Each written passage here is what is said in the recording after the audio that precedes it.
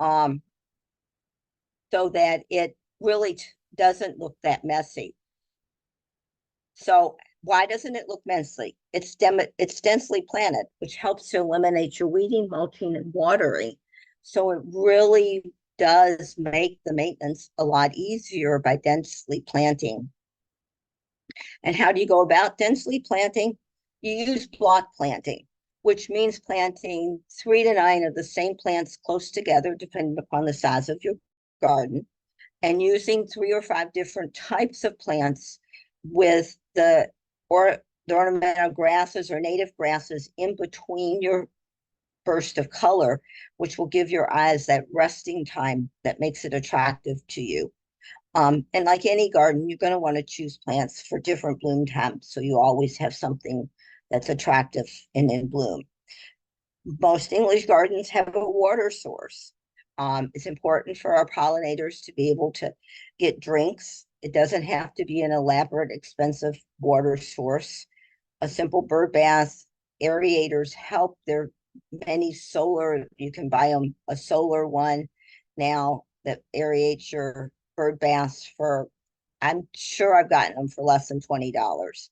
A very shallow bird bath with very little water in it is great for butterflies, bees, flies, other insects with shells or rocks or something for them to sit on and warm their bodies as well as get a drink. In the center here, you have something more ornamental. It's called a bee watering ball. I got it for our garden just for more or less an attraction, as well as giving the bees and flies, butterflies, and insects a place to drink. It's just got raised spots on it that collects water from rain, dew, whatever, and then they can land on the bumps and drink from the crevices and gives them something to drink from. You can always create a new garden, which is I'm hoping I can enthusiastically get you to do, even though we're just going to talk about adding some stuff for the most of the talk.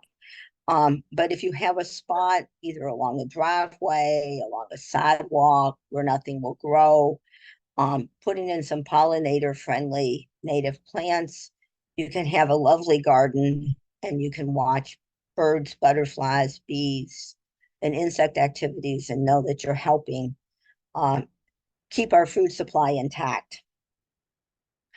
So what kind of plants would you plant in those plants? Well, if it was sun, you could do goldenrod, milkweed, butterfly weed, um, lavender, calyxes, which are native grasses, salvia, black-eyed Susan. If you have a shady spot, ferns.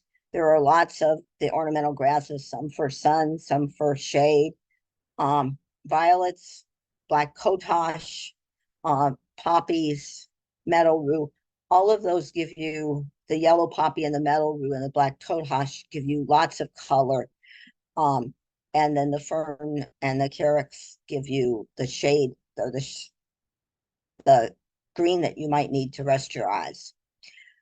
If you're only going to add a couple plants, an aster is a very important plant to add or to think about adding. This is a New York aster. You can see it's added to a garden that's got fern, um, hellebros. It's in semi or mostly shade. It's right up against a tree. And it blooms very late in the season, so it really provides the food that butterflies and bees need um, before they hibernate or migrate. And it's a beautiful color late in the fall when not much is growing. We can see this from our breakfast area in our house, and it's just beautiful and it's wonderful to watch the insects do it. So we're going to talk about the plants.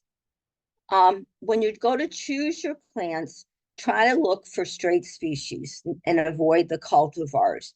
Most of the cultivars are developed to enhance the bloom, the flower, to make it more attractive to us. But what happens with doing that is oftentimes they the pollen has been eliminated, or the nectar is gone or so difficult that the pollinators can't reach it. The flower is so dense that they can't get to where the pollen or the nectar is.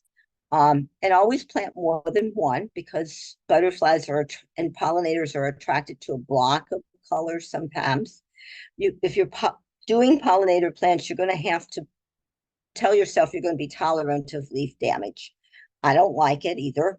And sometimes when I look at some of my plants that have looked like the leaves are being chewed up, I go, all right, this is why I planted it. And what happens with, particularly with most of the pollinator or native plants, is they recover from this damage without any damage to the plant itself. They continue to bloom, and it doesn't really damage or destroy the plant. And then I would like for everyone to rethink when you clean up your gardens and wait till spring. Many of our pollinators need that leaf litter, those stems, to overwinter, and the birds use the seed heads for food. And once again, just try to plant for continuous bloom, so so you always have something that's attractive to look at. So the plants we're going to talk about, they're just a few that we're talking about. There are many, many, many, many more. I could probably spend 3 or 4 hours talking about plants that would be suitable, but we don't have that much time. So I just picked a few of my favorites that I have in my yard for the most part. The purple coneflower, it's long blooming. It starts late in July, blooms until frost. It attracts bees, both the long-horned bee and the honeybee. Butterflies, goldfinches love the seed later in the season. This is a flower, but the simple species of this is I found very hard to find last year. In fact, I ended up going to one of my more favorite native nurseries to find it. I thought it'd be easy to find. Any nursery would have it. Well, they had coneflowers, but they had fancy names and fancy blooms, and that's really not what I wanted for my pollinators.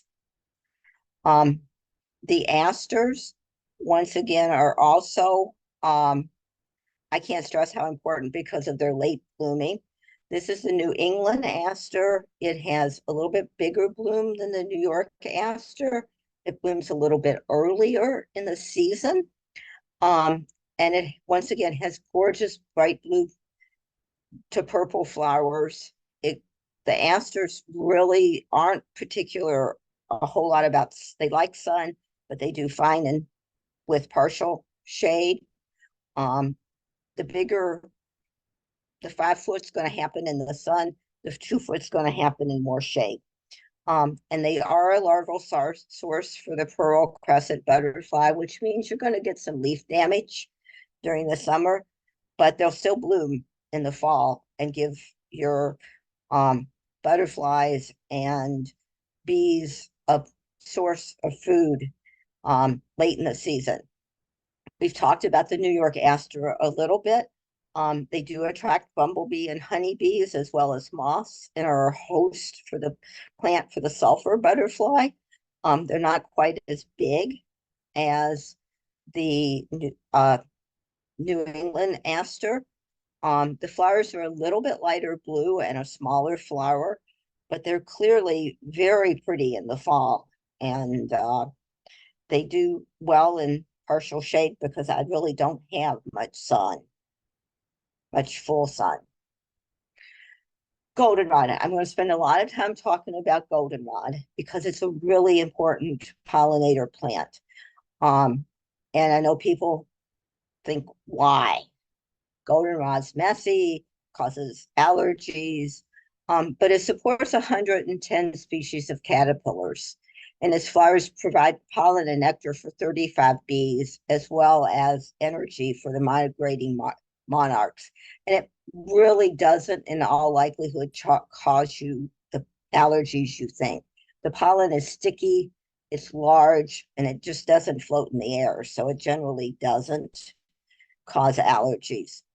Looks weedy. It can, I will be honest, but if you plant densely, you're going to see the blooms and not the weediness of the stems that would make it look weedy. And there are some that behave better than others, and we'll talk about some of those choices. And this is one of the good neighbor ones. It doesn't spread much. It's a grayer field, goldenrod. It will grow in difficult spots, dry, wet. It doesn't really care. It's not a particularly tall one. And as you will notice, as we talk about the goldenrods, they do have a little bit of different bloom times. So you could plant several different varieties and have them bloom from, say, midsummer through frost. And certainly if it was planted with um, blue lobelia, some coneflowers, densely, you would not see the what you might consider the messiness or the weediness of the stems. The blue stem or wreath goldenrod is another good neighbor one. It has a much more vivid bloom. Um, it has purple stems. It blooms earlier, as you can see, than the field goldenrod. It grows about 2 to 3 foot tall. And it does fine in semi-shade, but in Rochester, in our area, almost anything that does okay in semi-shade is going to do good in sun. We just don't have that really hot sun generally that's going to burn or scorch the plants that don't particularly need it or want it. Some some of the other ones that the showy goldenrod is also a good neighbor one.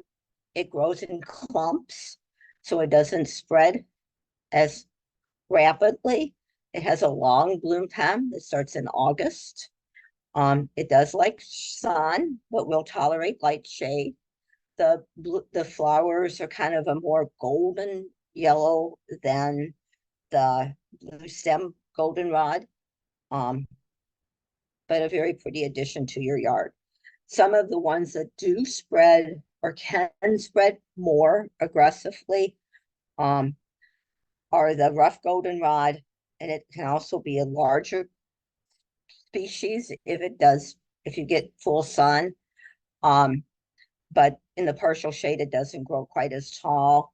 It blooms late, not until September. It does it will tolerate or like a little bit moister soil than some of the others. We have some in our front. Um, I call it the meadow, but it's really not a meadow. But it's not a yard either. And it really has not spread or taken over aggressively at all. The early goldenrod is a bright yellow. It blooms early in July or August. It prefers sun to part shade. Not a particularly tall if it has more shade. I am putting some of this in this year.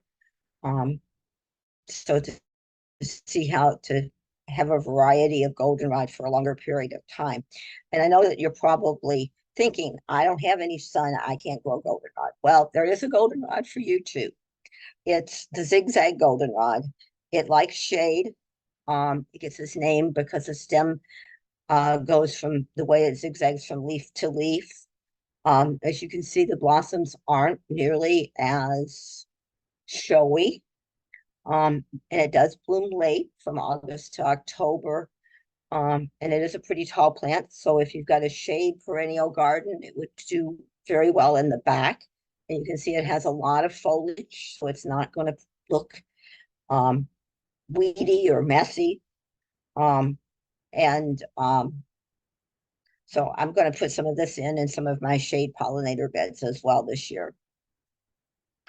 One of my favorite plants um, is the black kotosh.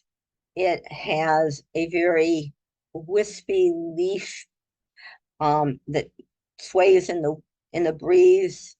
It is a pretty tall plant. Ours are probably about 3 or 4 foot tall.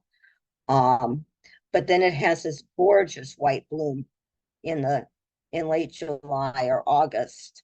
That does fine. Now we don't have it in particularly moist soil. We have sandy loam. Um, we do have a fair amount of shade. We have a little bit of sun in some spots. Um, but it just is gorgeous, and it's a larval food for the spring blue azure butterfly. But I don't see a lot of leaf damage on it as I do some of our other um, plants that are used for larval food. Um, so I don't know if we just don't have as many. We see some of these butterflies, but maybe we don't have as many of them as um, other places. The anise highspit is actually an herb. It has a really pretty blue purple spike. Um, Bees, sulfur butterflies, painted ladies, as well as the goldfinches really like it. It has a very light licorice scent, which makes it less attractive for deer.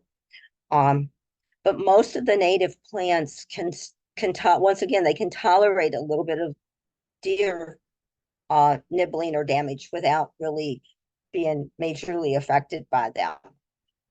It grows upright to about 2 or 3 feet. It likes full sun to part shade. We have it growing in um, part shade, and it gets about 2 foot tall. It is summer blooming, um, and um, it does like I said, the painted lady and the sulfur butterflies.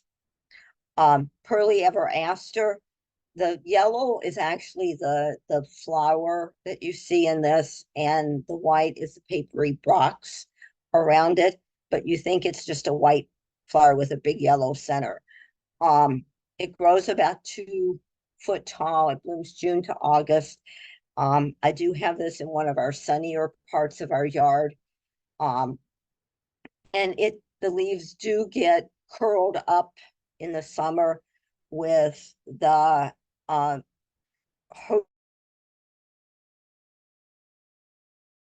bloom every fall.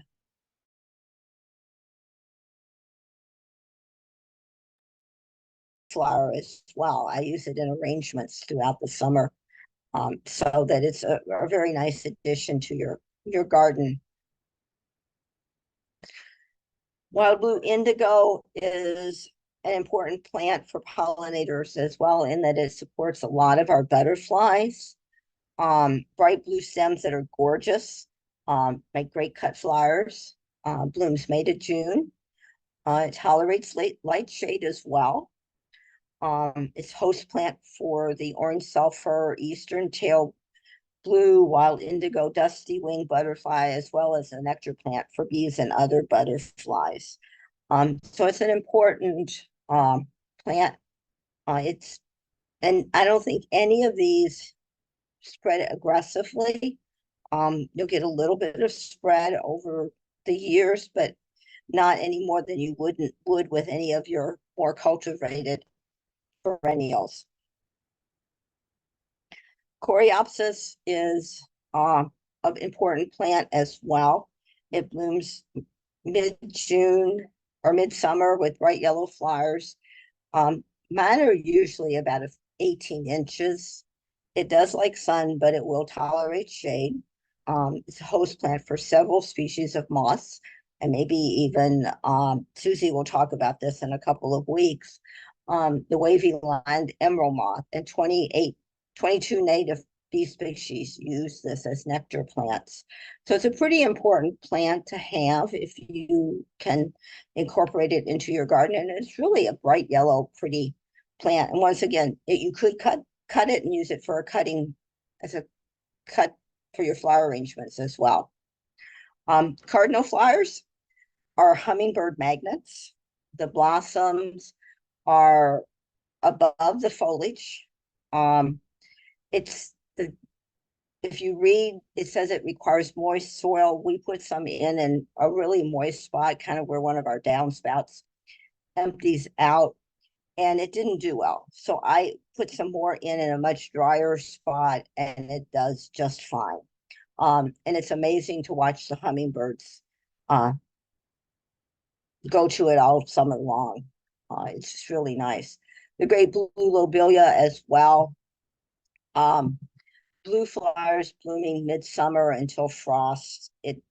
Mine never gets to 3 foot, but it's probably more like 18 inches to 2 feet. And once again, as you can see, it is in more of a dry, sandy loam as well, but it attracts hummingbirds, butterflies, bees. Um, Bonaria, most people are familiar with. Um, Once again, try to find a non-cultivar, which is really hard. It comes in a varieties of colors. Um, but the simpler the blossom, the easier it is for the pollinators, the butterflies, hummingbirds, moths, etc., to be able to get into where the nectar and the hummingbird or the nectar and the pollen is, so that it's a better for them than the really fancy, more dense flowers that are prettier. Sorry.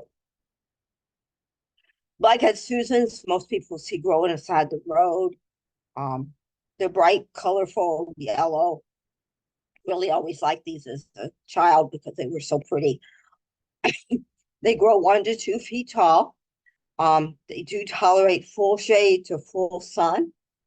Even if the deer nibble on them, they tend to bloom just fine. Butterflies, including monarchs, bees, beetles, are attracted to this plant for the pollen and the nectar. Um, Really attractive. I've got them in several places in our yard. And then to fill in while your plants are growing and filling in the areas, think about adding some annual zinnias are a great plant. They're a butterfly magnet as well as hummingbirds like them. I usually plant uh, them in between my other plants, and I try to pick the simpler ones that have the open centers for my pollinator gardens, and then I'll put in a small patch of the more densely packed flowers in what I call my cutting garden, which is a little small area that's meant just to cut flowers. But they're very attractive. They're very hardy. Um, I don't have any problem with the deer eating them, and we have a heavy, heavy, heavy deer population in our area.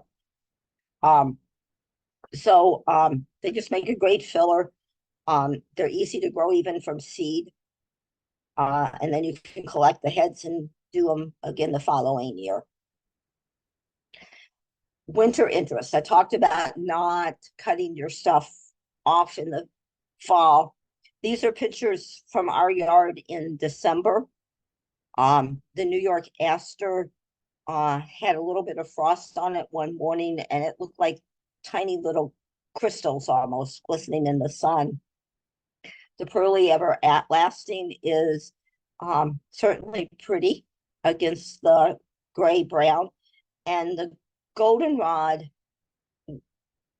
was glistening with the frost on it and was so attractive that I had to take these pictures and add to my talk about how gorgeous they are for winter interest.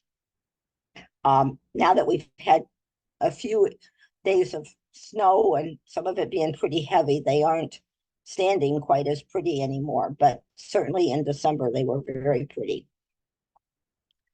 We're going to talk a little bit about ground covers. Um, Mulch around a tree is really not the best thing for the tree. If you have grass growing up right around the tree, it's difficult to cut around without damaging your trunk of your tree.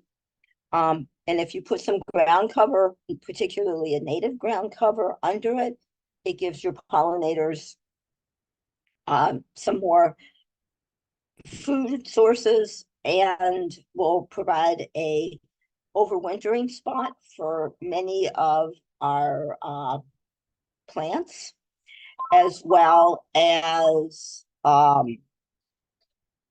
being able to um, give the larvae or the caterpillars that need to overwinter a good resting spot. The wild strawberry spreads pretty quickly. It's not particular about light. It's not really particular about soil. Provides food for the caterpillars, nectar for the pollinators. Chipmunks and squirrels and birds love the fruit. You won't ever, or at least we can never get any of the fruit. So I can't tell you what they taste like. They're usually gone before we know about it. Wild ginger is a little slower growing, takes a little longer to establish itself. It's a very pretty foliage plant. It grows in shade. And once it's established, the roots are so dense it will choke out your garlic mustard, which is an advantage to us because we have a lot of that invasive. It does have red flowers.